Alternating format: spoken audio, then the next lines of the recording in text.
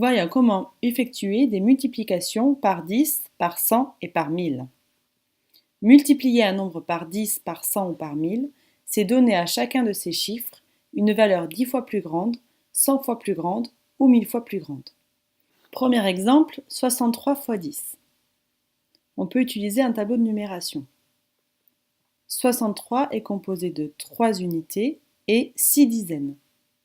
Comme chacun de ces chiffres va être multiplié par 10, c'est-à-dire que le chiffre des unités va devenir le chiffre des dizaines, et le chiffre des dizaines va devenir le chiffre des centaines. On obtient donc 630.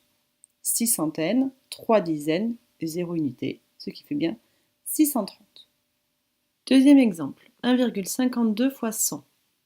1,52, c'est une unité, 5 dixièmes et 2 centièmes. Quand on multiplie par 100, chacun des chiffres va devenir 100 fois plus grand. Donc le chiffre des unités va devenir le chiffre des centaines, celui des dixièmes va devenir le chiffre des dizaines, et le chiffre des centièmes va devenir le chiffre des unités. On obtient ainsi 152. Troisième exemple, 321,7 fois 1000.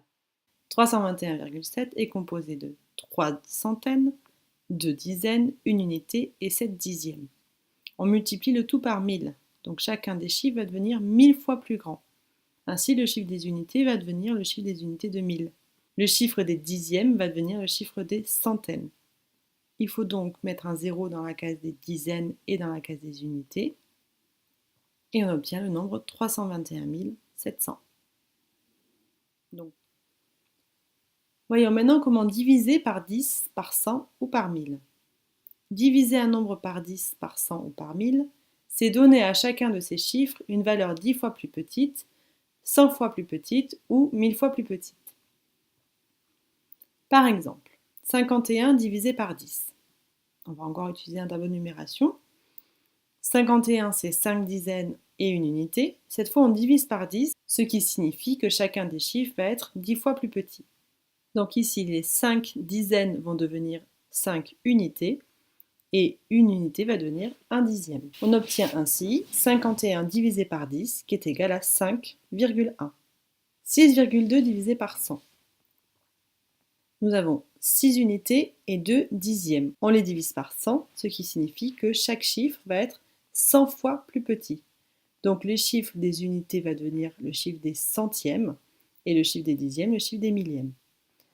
Donc on obtient 6 centièmes et 2 millièmes, ce qui est égal à 0,062. Dernier exemple, 432,5 divisé par 1000. 4 centaines, 3 dizaines, 2 unités et 5 dixièmes. On divise par 1000, donc le chiffre des unités va être 1000 fois plus petit, donc va devenir le chiffre des millièmes.